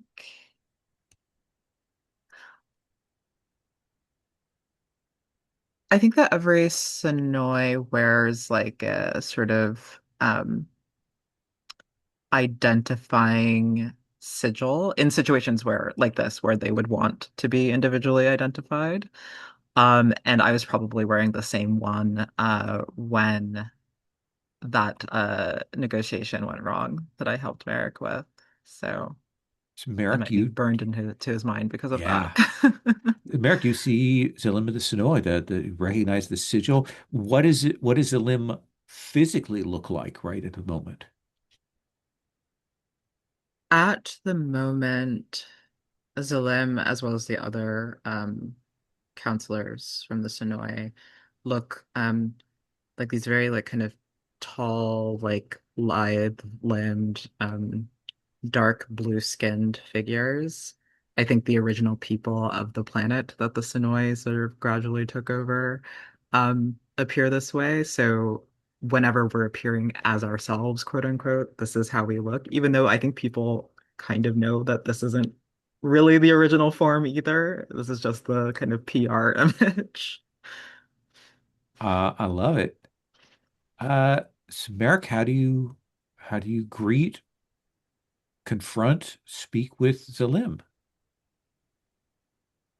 So I think Merrick notices the sigil and just kind of slides over. If things continue to go this well, I might have to stay close to you, just in case. We welcome it. As you may have heard, the Sonoy are, well, we are expending all of our effort on integrating with the Empire, so to speak. You extend a hand to us, we will extend it back. I promise it won't have a knife in it. True friends stab each other in the front, right? We would sincerely prefer not to stab at all. Blood is messy.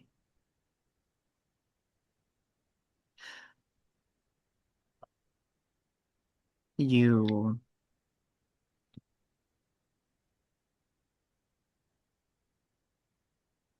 is there something I can help with you with? I mean, certainly you still owe me after, well, I won't bring it up. Very kind. Only I may need to owe you further, given the current situation. It seems as if you have the Emprix's ear in a way that we do not.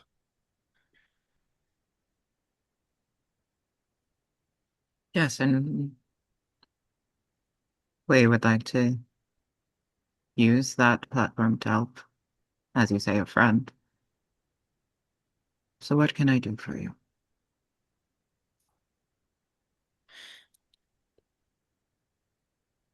We still have a large number of Sonoy within our fleet. They are putting a strain on our infrastructure.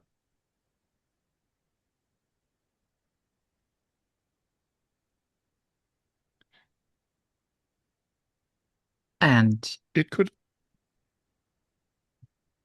please. please go on. We are in the process of expanding the ships within the fleet in an attempt to create sufficient room for the people we find ourselves protecting.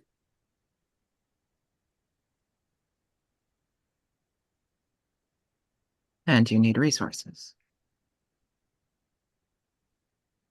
Frankly, yes.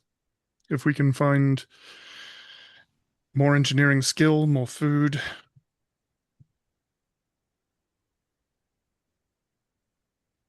ways to keep your people alive, you understand, and mine. I think Zalem makes an expression that I think is probably very hard to read for Merrick. It's not quite a smile. I think Zalim is thinking that Merrick is probably more ignorant than he knows of the physiological needs of the Yeah. Senoi. Hmm. Hmm. He is not well informed. I Let me suppose. go on, go on. Well, certainly if it is for the uh, protection of our people, I will speak to Tanaro. We will see what we can do. Thank you. And of course, if there's anything that we can do for you, we wouldn't want to be too far in each other's debt.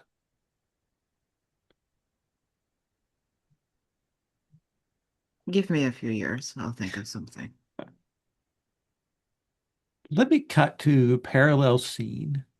Uh, Nizan, you are here. You've been drawn by the callings of the predictive engine, and you have found yourself in the place you're meant to be, and you will see an off-duty Valentine. Uh, you know him, you've met with him, and it seems like an incredible coincidence that you would run into him here. So how do you approach Valentine? And Valentine, what are you doing off duty that where Nizan would find you? I think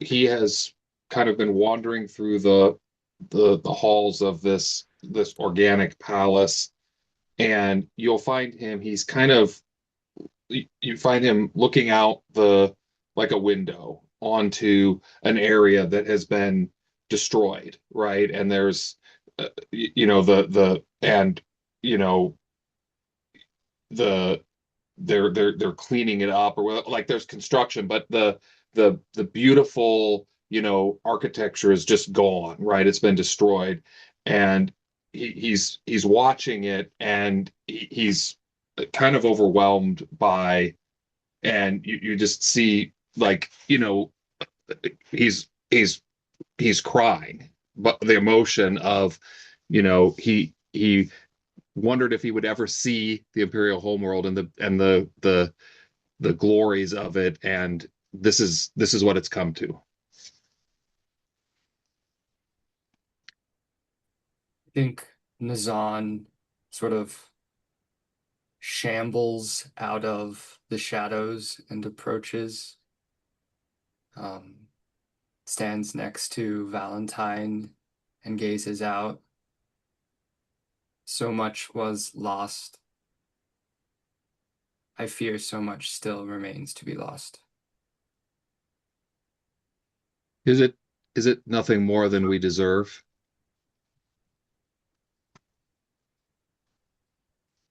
You think this is a reward for our sins?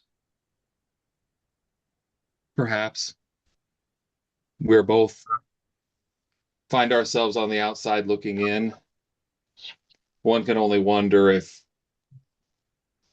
fate has delivered us here and left us with this. Any gestures to the ruins.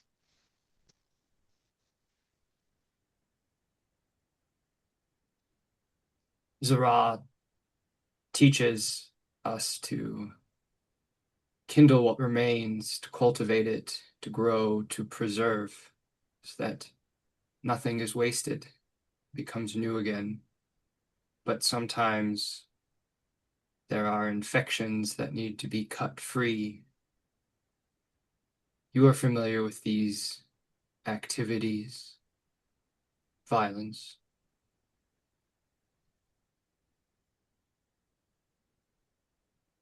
I am. It's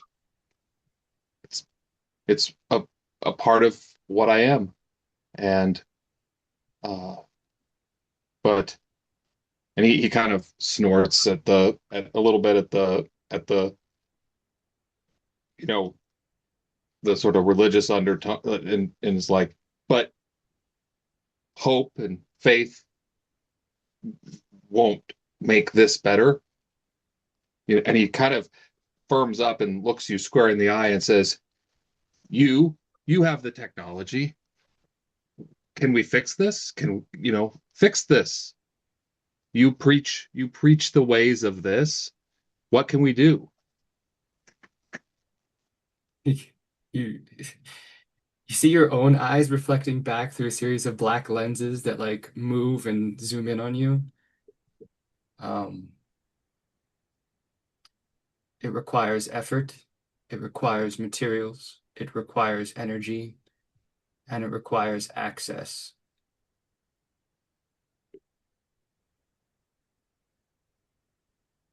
It's And just he puts his sorry. Go ahead, please. He puts his hand on your shoulder and softens, right? And it says, "Forgive me, my friend. This I'm overwhelmed with the day's revelations, and I'm not myself. Um, Perhaps we can find refreshments or something and speak of better things." I'm afraid better things are not what brought me here. There is an infection that I am attempting to find a way to best approach. Perhaps you can offer some wisdom through your experience. Perhaps, perhaps I can. I'd like to imagine the two of you move along, maybe looking for a place to stop and talk further. Uh, when your paths, Valentine and Zahn, cross with Merrick and Zalim, uh, you all know one another. But this is an unusual coincidence there. Zalim, you're the first to kind of notice the other pair.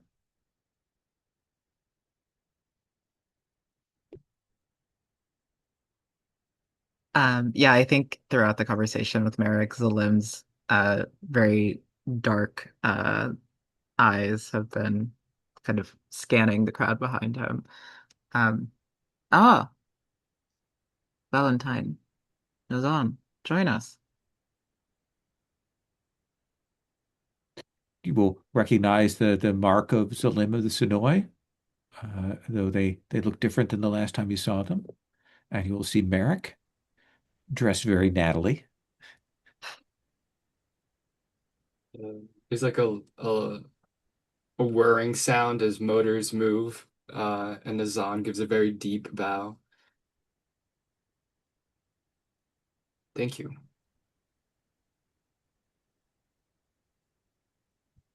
Marek will return Valentine, it, but it's more of a polite nod coming from a noble to someone that is not of the noble houses in his eyes. I think Valentine nods deeply to Salem.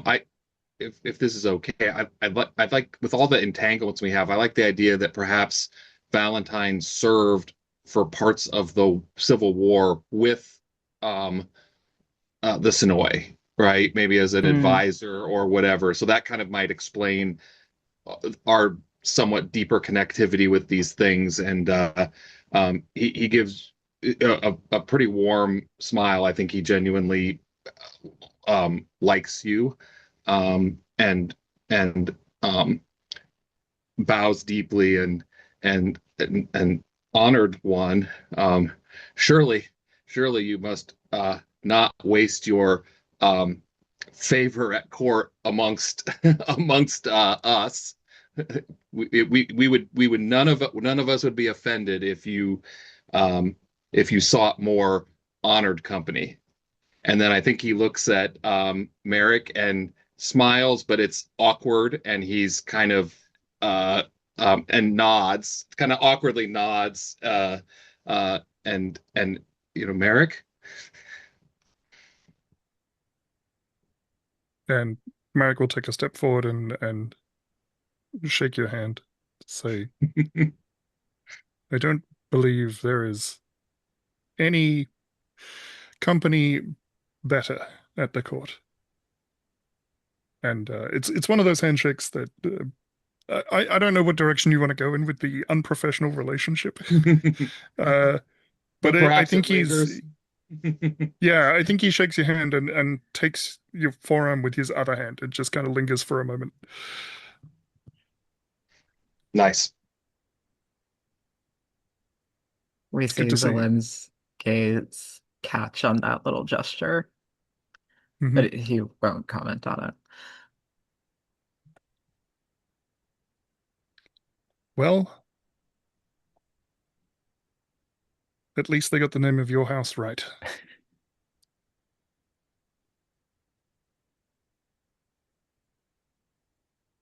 The Empire is in a period of adjustment. I'm certain that when things settle and the darkness is purged, so to speak, then all of you will be elevated in the Emperor's eyes. These things are like, what do you call them? Waves. Up, down. We're up now, but not forever.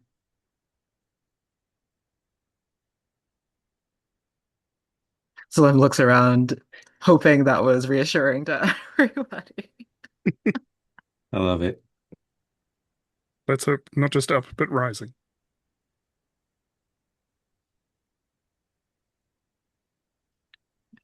Shall we find a drink?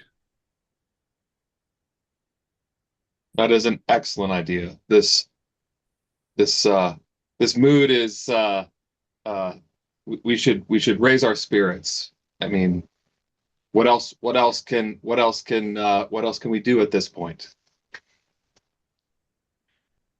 I think we'll see the four of you turn to move to look to that. And I think there is a bit of a stop because there is a procession of some of the other faction groups moving through, and you'll see a group of the representatives of the Children of Jahia. I'm very much the costume designers have very much tried to do sort of a Bene Gesserit, but not Bene Gesserit kind of look to them to get that feel. And there's clearly a more senior Mercy at the front when they suddenly come to a stop, and you will see the lead Mercy kind of starts to shake and falls to her knees, and you will see the other seniors kind of come around trying to figure out what is going on, and you will see the Mercy kind of pull back the veil and looks up, and her eyes are the jet black that you'll recognize is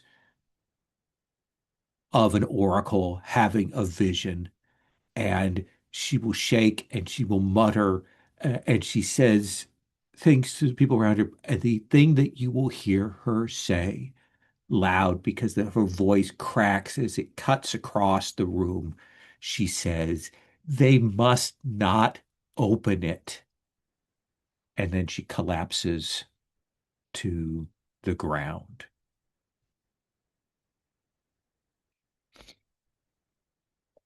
And we're going to cut away from there. And we're going to frame up. Next time, we're going to start with some faction actions.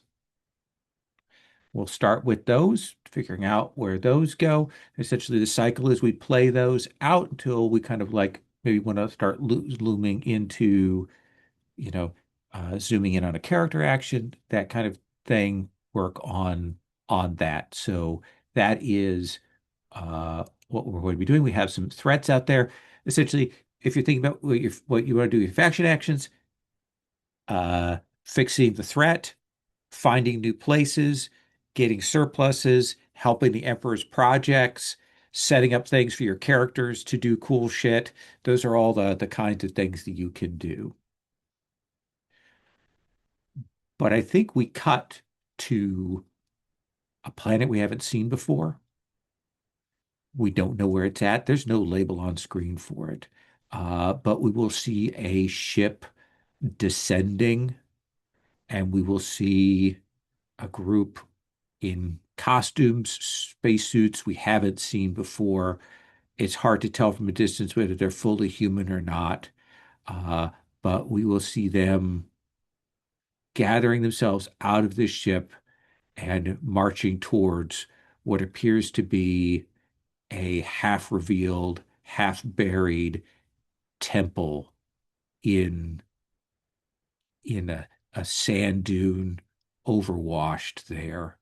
And that is the first tick on the looming threat.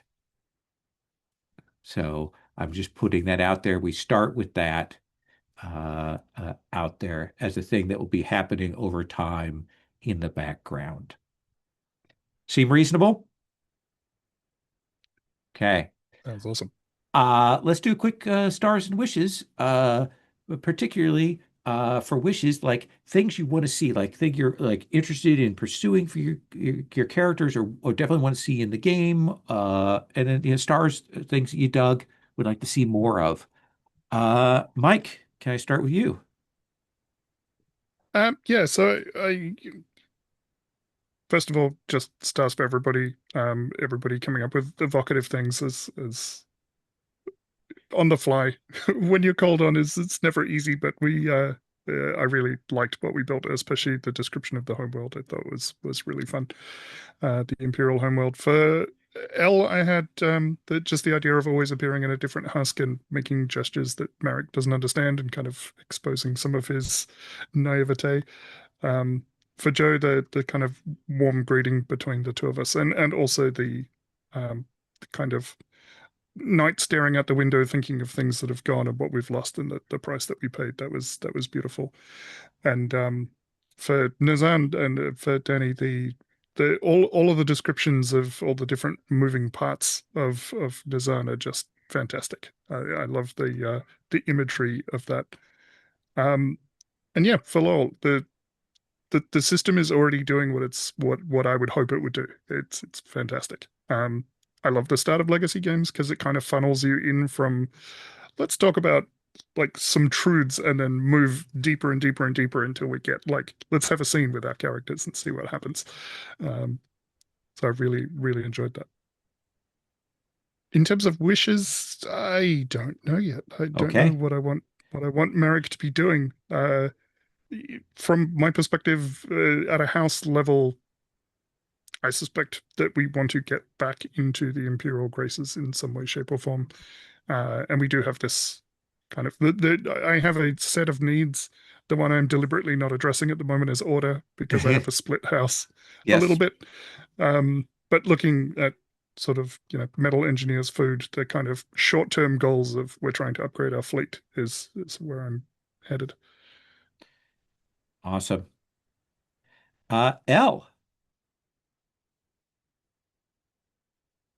Yeah, I think I share a lot of Mike's stars. I wanted to call out the detail of the fungal remnants of the biological weapons that Danny added. That was really great. Uh, from Joe, I really loved the organic palaces that you described. Um, and I'm really excited about the backstory between our characters, and I hope we get to like really dig into it and play with it. And uh for Mike, I had fun like playing the whole scene with Merrick and Zalim. I think it's always a little awkward when you're just stepping into a character, but you helped me find Zalim very quickly. And Stark for Lowell for shepherding us along. I always feel a little bit overwhelmed at the start of a legacy game because I feel like it's so much information for my little brain. Um, but you always make it very easy to digest comparatively. So thank you for that. Anything wishes wise? Um, Mostly just excited to see the dominoes that we've set up get knocked down. Okay. Danny. Yeah. Um, I don't have any specific stars. All the things that were called out already were absolutely great and stood out. My head is also just abuzz with all of this information. I feel like I'm going to need a couple hours of homework outside to try to pull all this together. But it was great. It was a lot of fun. I really enjoyed what we built together. And I'm looking forward to where we go from here. Absolutely. And spend some time thinking about how Nazan relates to all of these wonderful characters that the rest of you have created. Absolutely. As far as wishes go, I think I'm setting myself up for like the anti-ancient tech cultists to be very gray. Like there's a good side to them and a bad side to them, and Nazan's got to figure out how to approach that. And it'd be fun if that's a difficult choice to make. Okay.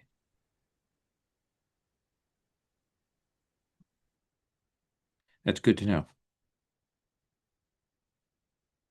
And Joe. Yeah, I echo everything, right? And I particularly enjoyed, I agree, Mike, we're like on the spot, we're all trying to come up with stuff. And I felt like there was some synergy. Oh God, the corporate man here just used the word synergy on the game. I apologize, everyone, but for that. Bleep that from the recording a little. But seriously though, like building on what each of what we were each doing was felt very natural. And that's awesome. And maybe chemistry is the better is the better term than Mhm. the S word. But and I'd say stars. Like I enjoyed our scenes. I wasn't necessarily sure I wanted to be drama-y and those sort of things, but you all made it very comfortable, and I enjoyed those scenes very much. And so I wanted to shout that out to everybody um, and stuff. So I guess wishes. I don't have like. I also have the same um like I'm taking lots copious amounts of notes to try to I'm so desperately worried that I'm going to be like contradictory and what like I'm like wait are you this or are you that and stuff and with the house, but I'm sure it'll come together. Yeah, like I said, I'm kind of interested in this idea of I've kind of coined it in my head the tragedy of House Tenebrix, right? That I'm not necessarily saying play to lose necessarily, but I don't see. I kind of like the idea of that, and want to have an opportunity to explore like that, That and I in order to see. survive, something is gonna have to change. Yeah, yeah, and I see Valentine as sort of a kind of a tragic figure in some way, maybe. Hmm. And like I am very, very interested in exploring all of these bonds and as well and digging into that. I think there's a lot of meat on those bones, so to speak. So I appreciate everybody playing along, building such amazing stuff over these last two sessions. It was really good. And I'm very excited. It's given me the kind of vibe that I want from this. Like this is what I want, uh, because I love over the top Baroque space bullshit. Like I really do. It's so much what I want from Fading Suns. And every time I went to play Fading Suns, I was like, oh, this is not. I'm stuck on a spaceship now. This is what I want. And I also appreciate the different approaches that all of you took with this is how my house is, and this is how my character stands in relation to that house. Because I think that's such an interesting choice to make and kind of shapes how things are. And it's actually one of the things I think early on when we were playing Legacy, it was always a kind of a hard conceptual thing to go, okay, my character's doing this, but I'm also doing the faction. Like, where's my role in this? And I love how you all have a strong sense of your character and a strong sense of action, and it didn't feel to me like you had any kind of worries about like that interaction. So really, really good. So thank you very much, everybody. And we're going to get started with some faction moves next time and playing those out and probably seeing some of the new moves in play and trying all that stuff out. I am going to stop the recording.